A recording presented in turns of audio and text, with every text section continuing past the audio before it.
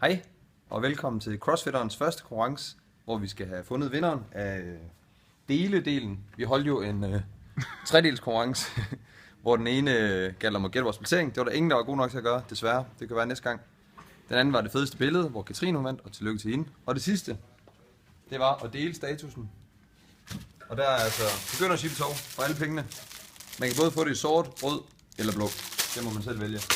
Og en kraftig elastik, 4,5 cm. Den kan rykke nogle ting rundt. Og så en Bombay foam roller, som man faktisk ikke engang kan få på webshoppen i en flot feminin farve. Og den måde vi har valgt at gøre det på, det er først og fremmest at liste alle de deltagende op. Der var 16, som jeg kunne se, der havde delt, eller havde skrevet, de havde delt.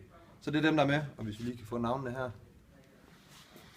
Der er en flot liste af mennesker, og vi lader magien ske med det samme. Vi er inde på random.org, der helt tilfældigt udvælger et tal, og jeg har sat minimumstal til 1, som er person nummer 1, og makstal til 16. Og lige for at vise, at vi ikke snyder, så går vi altså lige ind på CrossFitteren, og så skriver vi lige en kommentar hernede. Hvis vi nu lige kan finde den her. Ja, vi skriver, der bliver nu trykket lad. Så kan vi altså se, at det ikke...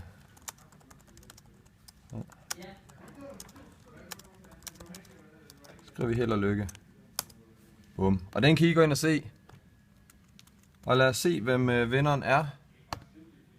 Det blev nummer 15, som er Tina. Så Tina, som jeg ved er fra CrossFit Herning, tillykke med det. Og du kan jo se frem til den her gode gave. I må have en rigtig god dag derude, og vi ses.